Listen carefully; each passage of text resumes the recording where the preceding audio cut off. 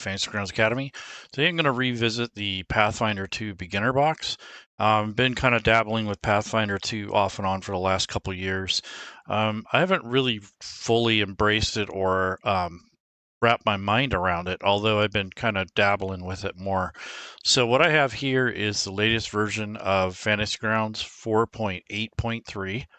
I'm using the Pathfinder 2e rule set, and I am basically focusing on the town of Otari, which is part of the starter box. And there are a couple other adventures that stand alone. There is a bounty adventure, and there is the Abomination Vaults adventure path. So you could technically run almost an entire campaign, if not so, on just that content alone. So you wouldn't necessarily have to go out and buy every single book. Although I would recommend getting at least the core Pathfinder book and maybe the advanced mastery guides. But generally speaking, the adventures usually come with everything you need. And in this case, the box set comes with pre-gens. So some adventures don't. This one actually does. So I'm going to kind of go through a little bit of the setup first, and then we'll kind of look at the content. So generally speaking, I usually get the desktop arranged the way I need it when I'm playing. And you don't really know this right off the bat until you actually do start playing, but I kind of position everything in the place where I want it to appear. So for instance, the combat tracker, when you first bring it up, it might go in the middle or the center, but I've already kind of sized it and dragged it over here on the left. So when I click on the combat tracker, now it's here. So that's true of any window in Fantasy Grounds. The first time you open it, it usually opens in the very center.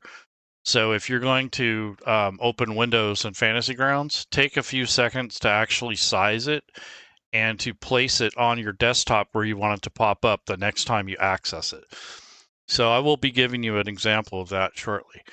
So the next thing is the content. So I already have the modules loaded, but these are essentially the content that I have. And I really don't have to have all of these things loaded, but this is the beginner box content.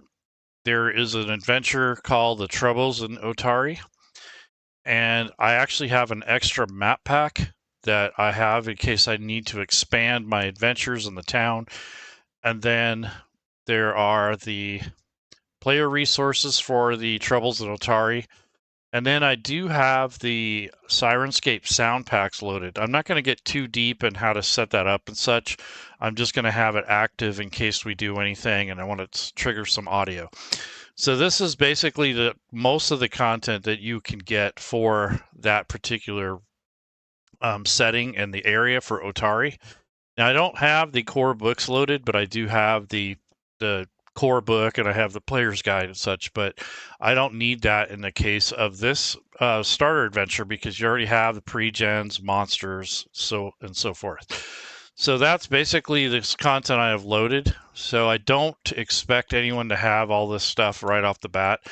As a matter of fact, if you pick up a Fantasy Grounds license on sale and then you buy the beginner box, I think you're going to be out like maybe a total of like 40, 50 bucks. And that's not bad for a start because you're going to get the ultimate license for $50 or less, depending on if there's a sale. And then you'll get the starter box set for like, I think it was right around 30 or something like that. And then you can also synchronize it and get the PDFs from the Paizo store. So that's a pretty good deal. So I don't really want to confuse everything, but I just wanted to show you there are extra content that you can pick up. There's a Pathfinder Society bounty that you can load as a side quest, so you can really get into this with all the different content that's already made and already available. So this is just kind of an overview of the content I have loaded. I don't have any extensions or really third-party content from the Fantasy Grounds Forge. And if you buy the content from the Steam store, you're going to have to synchronize your account, and there is no access to the Fantasy Grounds Forge unless you buy it straight from the website. And they do require PayPal, so some people don't like PayPal or they can't use it. So there's not a whole lot to be done about that. If you buy on Steam, you have a different money back guarantee from the Fantasy Grounds store. Fantasy Grounds gives you or Smiteworks gives you 30 days, whereas the Steam store only gives you like so many hours or a couple days to get a refund. So if you find it isn't for you, you can always get your money back. So basically, this is just loading up the adventures, getting the desktop prepared for the adventure, essentially. So what I wanted to do is, now that I have this kind of basically laid out the way I want, in a sense, I'm going to open up the beginner box book, and you can access books from the clicking on this. This is like your bookshelf. And this talks about, where you're going to start. And it says read this first. So I'm going to click on that. And this comes with the box set, but it's also been adapted for Fantasy Grounds. So if you're on your own, let's say a new GM and you don't have any players yet, they do have an adventure called the Pirate's Plunder, which is kind of like a choose your own adventure, and it gives you some idea of the dice mechanics and what's expected in for skill test challenges and that sort of thing. It's not really automated, so you just roll dice manually in the chat window just to kind of get a feel for the mechanics and such when it comes to the Pathfinder 2 rule set. But when it comes to the Fantasy Grounds part of that, you'll still have to kind of get used to that as well.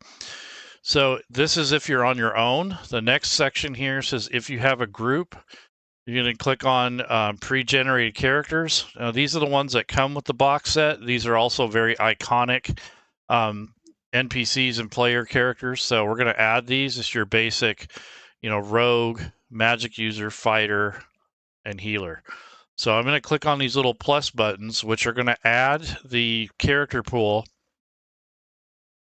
or add these pre-gen characters to the character pool. So now when my players start Fantasy Grounds and they joined, this player window will pop up for characters. And at this point, they can decide which character they want to pick.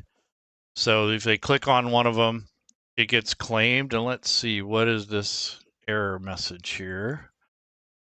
Yeah, so I'm not sure exactly what this says. Frame action contains out of range values. I don't know. That's probably just a glitch from either the theme or an update to Fantasy Grounds. So I'll have to report that later. But essentially, this is the character selections. Yeah, see, they're all doing that when I select characters. But basically, your players will pick this, and this will be something that you'll want to kind of show them. And then when they actually start playing and you have them connected to the table, I recommend that you have them kind of size their character sheet the way they want it. I usually put them over here on the left next to the combat tracker, so it's easier to drag and drop different functions like attacks, skill checks, that sort of thing on the actual combat tracker and the character sheets. So these are just the basically just the setup for the character. So that's basically your first step. And then it says if you want to make your own, then you can go to page 12, the Hero's Handbook. So this is like a pared down version of the main core rulebook in which you can build a character, and it kind of goes through how to do that, which I don't have the time to do that now. But if you don't want to use the pre-gens, you can sort of build your own within reason because it doesn't have everything, but it has enough to get started. Let's see. And then once that's over with, and let's say you've worked on character creation or you pick your pre-gens, then you click on the Game Master's Guide, and that brings up the actual adventure. So that's basically how you would start. And then you want to read probably the introduction, getting started, and then you get into the different adventure levels. So here's a kind of an advanced combat, or not advanced, like a beginner's combat. So if I click on the map, it'll pop that out from the book itself. And then you can use this as your battle map as you're going to do the adventure. And if you unlock this and you go to your line of sight, if it has line of sight on it, it's going to show it there. And then also, this is going to give you a DM layer if it is set up that way, because it looks like this one is actually older. This was created before Fantasy Grounds started making a lot of changes. So I'm going to recommend that at least this adventure be reset up for the players, because I don't think that they'd want to start without having some of those features, but you don't really have to have that. That's just nice to have. So this is just a way that you can kind of get started with this. And this is where you would access the map. And then when you get the players connected, you can add them to the combat tracker as you need. And why I added these over here and moved them and resized them, because when I need to look at the character sheets again, if I'm trying to help my players, all I have to do is double click on this tab here with the dragon symbol, and that will bring the character sheets up to the top. So then there's different tabs on the character sheet for different features. Here's their skills. And then here are the abilities. And then you have your inventory, any notes that you might need or have. There's a special tab here. There's your activities list, your favorites, and the actual actions. So this is just a kind of a quick overview of the types of things to expect. Now, if you do run into any problems, make sure that you have the books loaded, because what it's saying down here is that it doesn't have the core module, and sometimes it can't build these activities and such because I don't have the actual modules loaded for some of these character functions. So you can come over to the options, and if I actually turned off a setting here for add new activities, if I turn that off, it's not going to give me that type of error as much. So it also kind of depends on the content you own and what the settings are. And I think that this could be kind of intimidating or kind of convoluted until you get used to Fantasy Grounds. So I want to talk to the developer on this and kind of go through this, because I don't think this is a very good first experience if you have never played Fantasy Grounds before. So I think that could be polished quite a bit. So no core rules activated. Can't set up this. The legacy data conversion built spell class proficiencies for base class data. Verify that the spell class proficiencies listed in the combat tab are correct. So it kind of goes into some of the different releases that they've had for Fantasy Grounds. So this has to do with release 19, and the developer did a video on that. So if you want to get down into the nitty gritty, there's a YouTube video. It'd be kind of nice if the video was linked here instead of having to go look for it. So I'll talk to them about these things. So there's lots of quality of life things that have either been superseded by the latest version of Fantasy Grounds. And then, of course, you have the differences between the legacy and the remastered. So it can get kind of convoluted at first. But, don't fret too much. It's not going to be the end of the world. So here's the map. I don't know why the tokens are on here. I think this map here is what's given to you when you first start. So like this one, you can't move these tokens around because they're part of the original box set image as a tutorial. So I think that has a lot to do with this. So I think I would actually take this and remaster it myself, because I know if I was going to run this, it would drive me bananas not having that. And you got little things like on the character sheet, like I don't know why there's no ammo here, but if you have a dagger in your inventory, it'd be nice to have that on here. This one had it, your actual short bow, but the dagger, if you wanted to throw it, didn't have the ammo already on there. So if your players aren't familiar with Fantasy Grounds, they might not know that right off the bat. So my first impression so far is so, not too bad, but again, it's all based off of, when it was adapted and the type of material it is, because usually the developers are kind of stuck with what is given in the box set. If they add more stuff to it, then it's no longer the box set. And you also add time to the development. So there are some considerations for that. But I'm not sure if you know, even if I'm looking at the right content, because this might be just like a GM map. So let me take a look. Yeah, so this is the GM map. So this naturally wouldn't have line of sight on it. However, a more modern adventure would just give you one map. It would have a GM layer and a player layer. So let's take a look at, let's go to the next image here. So this is the Game Master's Guide that I was looking at. And this had the map of the first level. So this was mainly designed to be keyed to the map for the Dungeon Master. So that's probably why it looks kind of weird. So map of the first level, it actually goes to the, this is the GM level. So if you click on this and you know, if you start adding this to the combat tracker or the to the actual background here for your desktop, this can get kind of confusing until you get used to how the adventure was adapted and how it was placed within the Fantasy Grounds.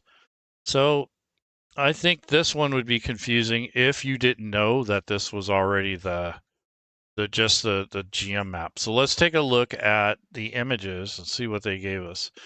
So under campaign, under images, you have a group selection here, which you can filter out. So I want to go to the beginner box, Game Master's Guide, and there's some images. Let's see if that has line of sight on it. Yeah, so none of these GM images have line of sight on them. So let's see if there is a player map.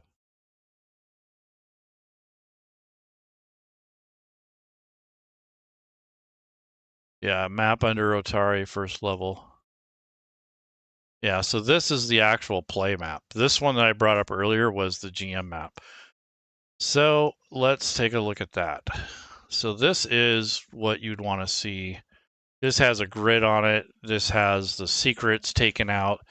And if you actually unlock this, here's the actual map itself. And then these are the pins that you would click on to get to the rooms that are already linked to this. And if you have Sirenscape loaded, if you have the correct modules loaded, if you go to the sound context here, that will bring these up based off of the images that you have selected or the story entries. So what I would do in this case is if you were gonna, like, if you wanted to have these a little bit more accessible to you and you don't want to use the sound context, you could kind of, you can easily drag these over to a map. So like there's an ancient door sound. The ancient wooden door might want to use during your adventure, depending on what's happening. But I have this linked on the audio. On the far side I don't know if you guys can hear the audio, but it is this is just for if you were going to add on to your adventure. So don't recommend doing the audio at first. It can add a whole new dimension depending on how familiar you are with Sirenscape. And the water altar. So let's see what we got water here. in the bowl is perfectly properties. clear. Huh. Very interesting. So this is basically like a way to make it so like you can enhance your games. You don't have to do this. This is just depending on what familiarity you have and how much you want to get into the adventure. But I think having the sound in the beginning sometimes is a good way to add immersion, but it can also add a little bit of confusion if you're not used to it. But all of these kind of events, like you have an exploration mood audio that you can use for exploring the actual dungeon. And it will build sometimes for moods. And then there's one shots, like if you're going to open the door, or if there's like a creaky shrine door or a forgotten shrine mood. So there's different things that pop up, and these are based off Sirenscape sound set. So these are kind of in addition to, they're not are optional. They're not required, but they are set up. I think Gwydion set those up. There was one for the box set, and then I think one for Trouble what's the adventure called again? Let's see. Yeah, Troubles in Otari, I believe. So those are some of the content that you might look at in the future once you kind of get muddled through the beginning of learning how to use Fantasy Grounds with the actual content. So that's not too bad. So as you can see, I'm kind of stumbling around too myself. I know Fantasy Grounds really well, but I don't necessarily know the rule set. And I'm not always familiar with the content. So I would spend probably, a while before I actually get my players connected to the table. I'd probably spend at least a day going through that. And that's kind of what I'm doing with you now, is kind of going through the nuances of it and looking for things that may or may not trip me up when I go to run the adventure. So having this map ready to go, I would probably left click and drag it down to the hotkeys.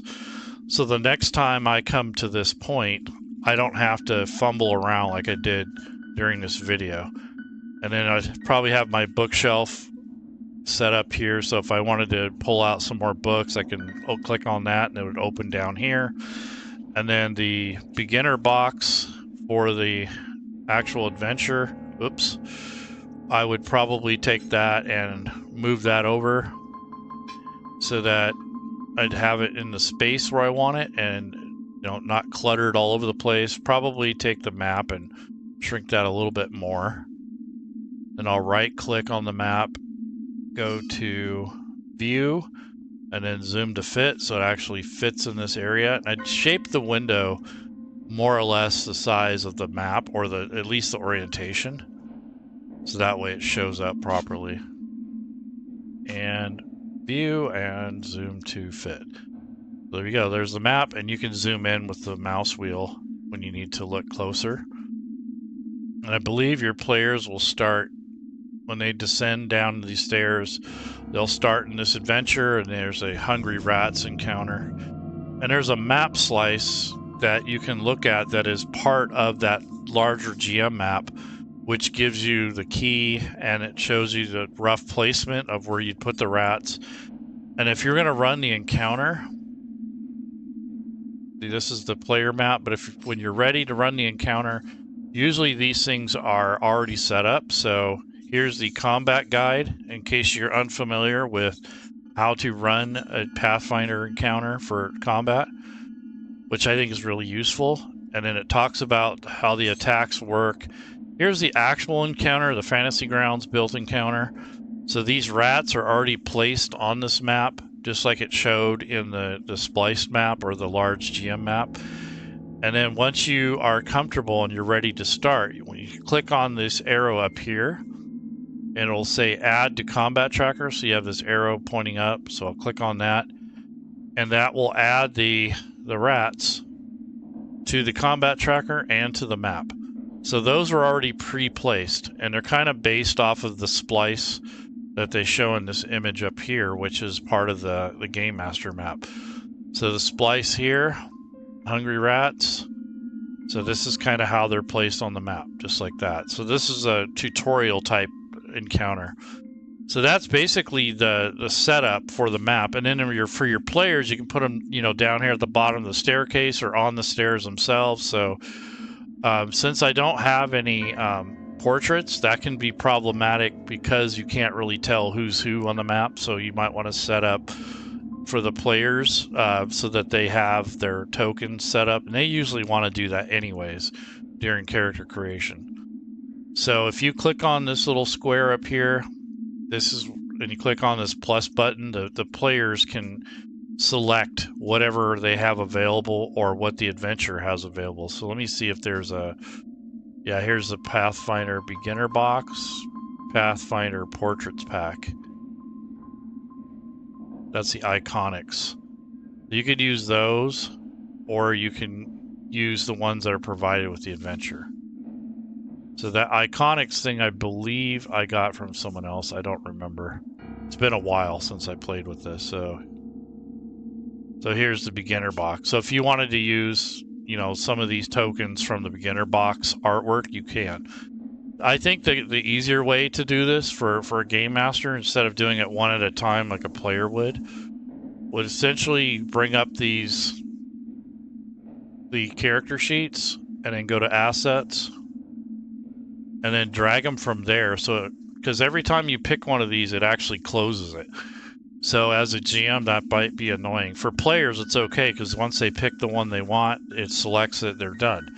But if you wanted to get all this set up before the game, I think it'd be easier in the long run to go to your images, or excuse me, go to your assets, and then navigate to the images button here, and then come over and look for your Pathfinder box set.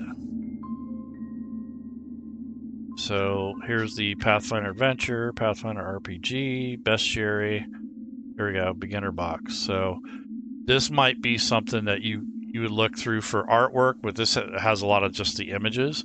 But then you can also go to portraits and look here for whatever. You don't have to use the pre-gen ones, but I'd recommend using some of it. So here's the beginner box. So here you go. You use these and then drag them over instead of having to do it one at a time to the character sheet. So this might save you a little time as a GM if you don't want to go through this with your players. They make custom player characters. You might have to spend some time on this. But if you want it all set up and you don't want to deal with, trying to add them one at a time to the sheet, you can always drag them from here over onto the character sheet, close it, and then move on to the next one. So that's kind of an easier way to do it instead of fighting with the interface. So anyways, this is just some preliminary things that you might go through. And then, like I said, I'd probably stick, instead of having this thing in the way, I'd probably size it and place it somewhere where I can access it and it's not covering everything. And that's an important aspect of Fantasy Grounds, regardless of the rule set, is to find a home for things so that they're not being covered. And this will help you in the long run. It's kind of a best practice type thing anyways. So this way you're not having to keep moving the records around. And that could be time consuming and frustrating at first because you're not used to it. So you're going to be like, what the heck? So this is kind of cool. So once you have all that set, and then you can actually drag over the players onto the map. So you can do it like that and just kind of stack them up around here until it's time to start playing. And then once the characters grab their characters, you can go to the record, right click, and then you can share under sharing and then share record. And basically anyone who's viewing the map, that will show up down here on the bottom left corner of which players have the map open or accessed. So that's kind of the first thing. I think I'm going to go and ask Smiteworks to, maybe I'm doing something wrong. I got to talk to the developer, but I want to see what all the error stuff was when I first started. It could just be user error on my part, but definitely get everything kind of in its place. So I'd probably have this over here or maybe even under in case I want more room. So maybe I'll put this down here. And that way, when I'm running the adventure, I got this all set in place where I want it to go. And this would be my setup for, basically for the next time I join the table. And then, of course, I'd have all my players stacked here. And any NPCs, I do the same thing. So when you first open a record, it goes in the center, like I was saying earlier. So I usually move those to where they're all stacked over here on the left. And that helps when you're running the game. Kind of makes things a little bit more fluid. You won't always have the time or opportunity to do this, but before you start your adventure, you can take the time to put these, if you're going to start with combat or take a little 10-minute break and do something like this during your adventure. So this is something I'll do. So basically, when you're going down the combat tracker, it selects this rat that you're going to be using. And then you do your actions and such, maybe movement. And then when you hit this down arrow, it goes to the next rat, but then you got to pop this up over here on the combat tracker to go up to the top of the screen. So that way, as you go down this list, it'll bring the NPC record or the character sheet up to the top. So that's something I do with any rule set, to be honest with you, is just so it makes it a little bit easier and quicker to access, and then it's not getting buried and such. So this is kind of how I have my desktop set up usually when I'm playing with Fantasy Grounds. And this is kind of going to be depending on how much real estate you have. Like some people just have like a 15-inch monitor. That's really tough to do, especially if you are new and you haven't used Fantasy Grounds before. I think as a game master, I don't think I would use anything less than 17 inches. That would drive me bananas. You need a little bit of real estate. And since you can't really pop windows up out of Fantasy Grounds, you're going to want as much space as possible. So you can play with the scaling. The only problem with scaling is the larger you scale this, the less room you have. So if you do /scale UI, and I think I'm at like 95 or something right now. So this is, I'll do 85%. So doing that, I obviously gained a lot of room.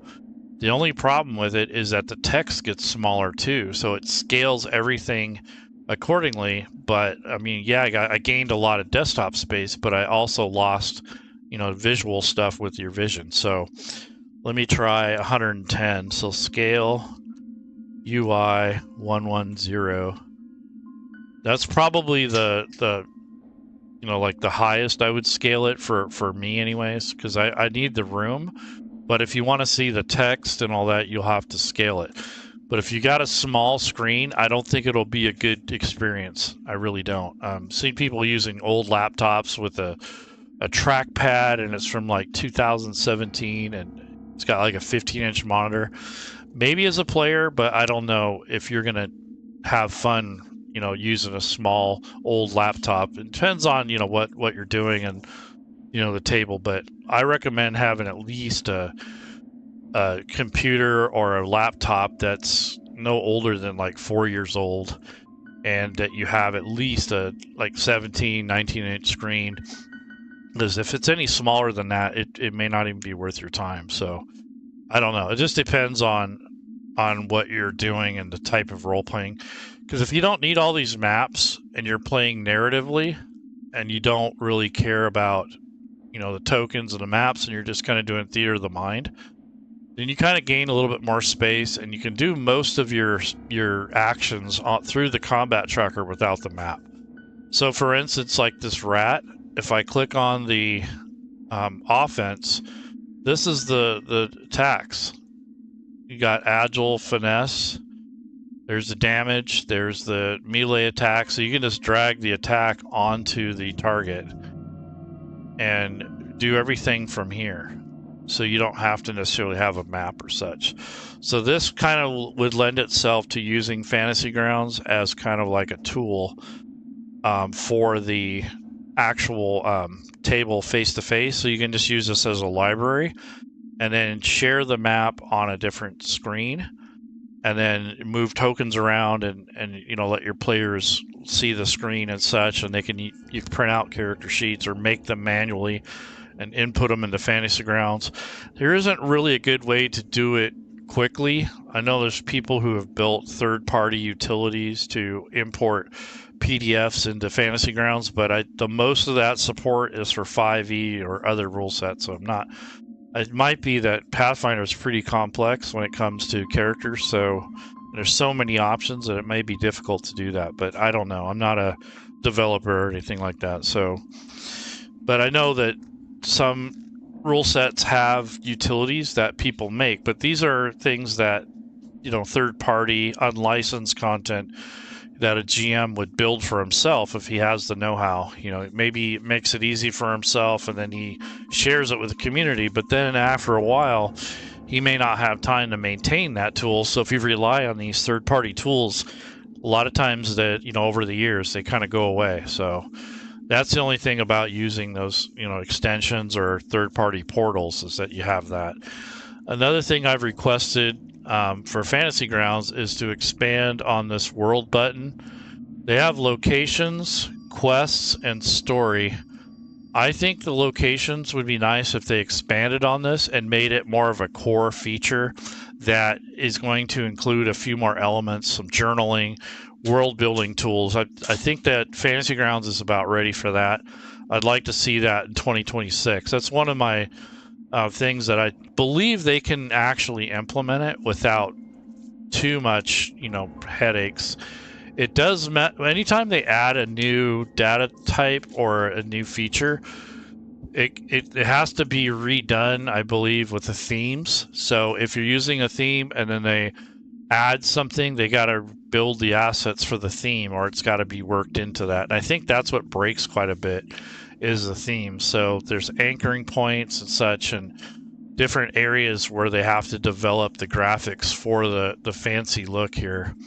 And I think sometimes those break with third-party extensions more often, because the people who develop those plugins and such, they don't always see that ahead of time, even though there's a test channel usually a couple weeks before they release. So kind of depends, but that's one thing I'd recommend, is kind of stay away from too much stuff in the beginning. Just stick with the box set and a license, and just kind of muddle through the first adventure, just to kind of get used to the interface, where everything's at, and how you want to pace your game. I don't think that you want to make it that complicated when you start.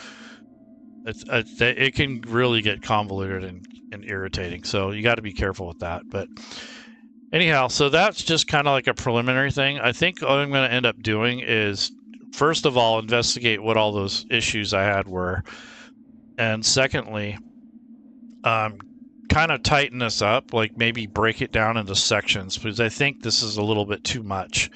They're going to be too much at a time, too much content and information overload.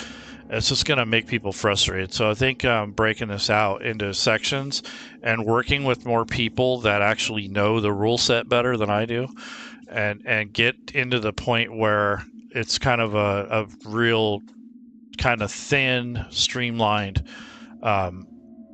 experience, and not so jumbled and, oh, there's this and then there's that, because it can get very confusing and convoluted. And a lot of the content that I've done is around 5e. So what I might end up doing for myself is doing the Abomination Vaults 5e version, the conversion for it. I might try that, because I like the lore and all that, and that's really what I want, is the lore itself.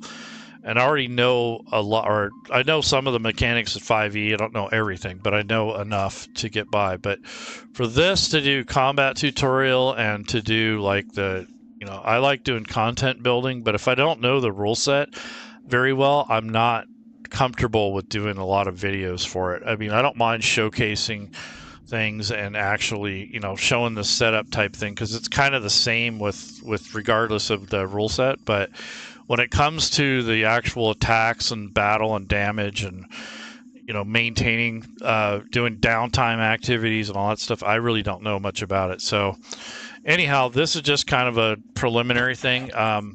Yes, probably not very assuring, but if you spend some time with Fantasy Grounds and give it a chance, and maybe just buy the box set and the actual a license, I don't think that's going to be too far out of a budget. But you don't necessarily have to go out and buy everything. So if you're listening on, this is October 5th, 2025. Right now, there's a sale going on.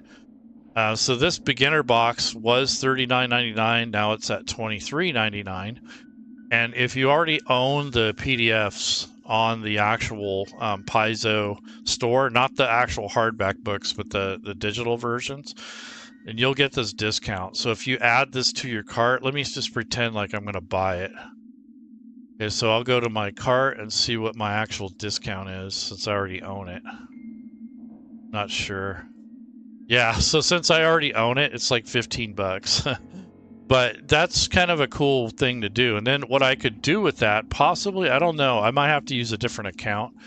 But this is because I own the PDF on the Fantasy Grounds, or on the Paizo store. And because I already own it, and there's a discount on top of that. So that's probably why it's so cheap. But the main discount is displayed on this page, the $24 part of it. And if you own a bundle, which I believe they do have bundles, so let's see, we'll go to save with bundles. So what's kind of nice about this is that you can actually, in most cases, you can save. So maybe there's the remaster books. There's the adventures bundle 1 and 2. So maybe here's the legacy book. So that's what I'm using right now, by the way, is the legacy. So I'd probably stick with that. I don't care or worry about having the latest and greatest. So yeah, see, I own some of these already. So I wouldn't have to go out and buy everything necessarily, but if I wanted this complete bundle, I want to see how much this would be. Because some of these are discounted because I have the content through the Paizo store too. So let me see what it says. Complete this bundle now. So this is just like the first. So if I wanted to buy everything, yeah, so I'm getting a little bit of a discount for some of this stuff here.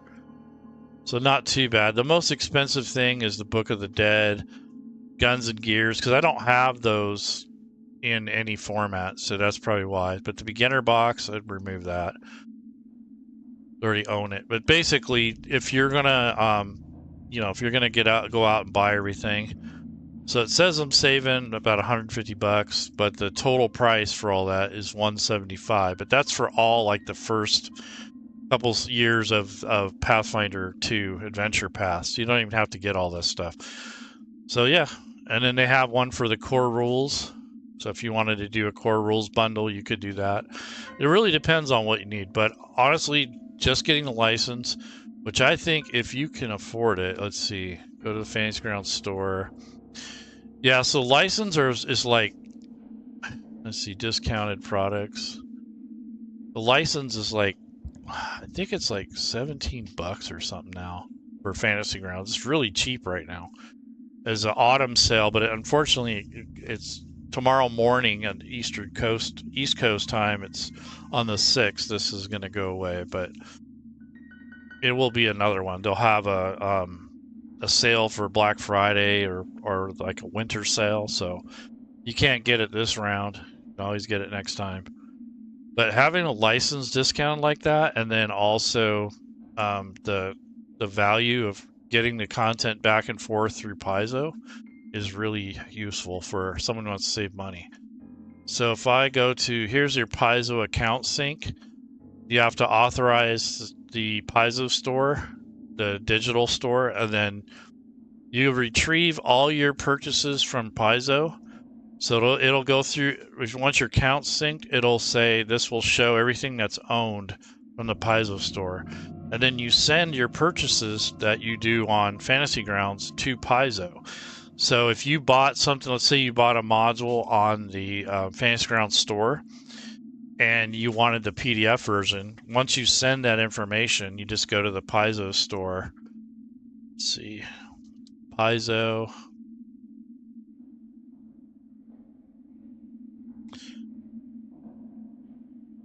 Yep. So,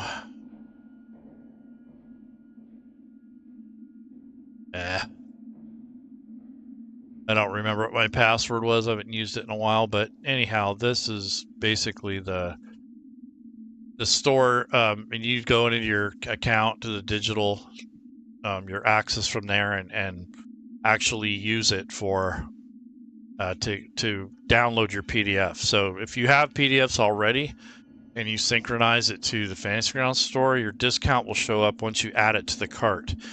So a lot of people says, well, I'm not getting the discount. Well, once you add a product to your cart, if you own it on the store and you have it synced up, it will show up in your basket, of your actual cart. It doesn't show up on the front page. So that's something you should probably know. And then, yeah, so pretty good deal. So 75% off the license. So $12.50 for the license. I don't think I've ever seen it that cheap. And then the box set, I said, without a discount, was like 40 bucks, something like that. So 50 bucks, you can be playing with some friends. Really, I wouldn't say really quick, but kind of quick. I just noticed it. That's kind of off topic, but I like this art pack. But anyhow, you guys have a good rest of your weekend. And hopefully you'll have time to invest in Fantasy Grounds. I think, and what your favorite rule set. So there's like Call of Cthulhu and all the other stuff. So if you like that stuff. But yeah, that's all I have for today. I think what I'll do with this information is you can either take this video and cut it up into pieces, but I don't think I did a very good job. So what I'll do is get with Trendlow and see what I did wrong. I'm gonna actually gather my I'm gonna gather my logs. So if you ever have an issue with Fantasy Grounds and you see all these errors, you can actually go /console.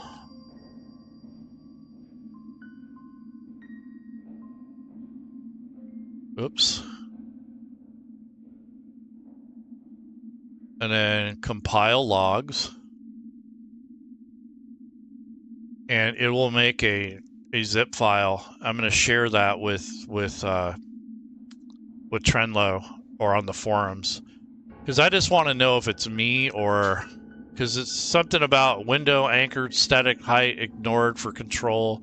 I think there's some fine tuning, and I've got to let them know the particulars. Right, I'm using a legacy. I'm not using any extensions. I have Windows 11, all that kind of stuff. Make sure you give them that too. But yeah, I want to see what all this stuff is. It's probably no big deal, but it's something that could be fixed. Maybe it is fixed, and I don't have the latest version, but I just updated before the show, so I don't know what's going on. But anyhow, so that's how you collect logs, and then you go to the Fantasy Grounds forums, and you post that there, and they'll take a look at it and see if it's related or if they need to update. So anyhow, you guys, take care and have a good weekend. I'll see you around next time. Bye-bye.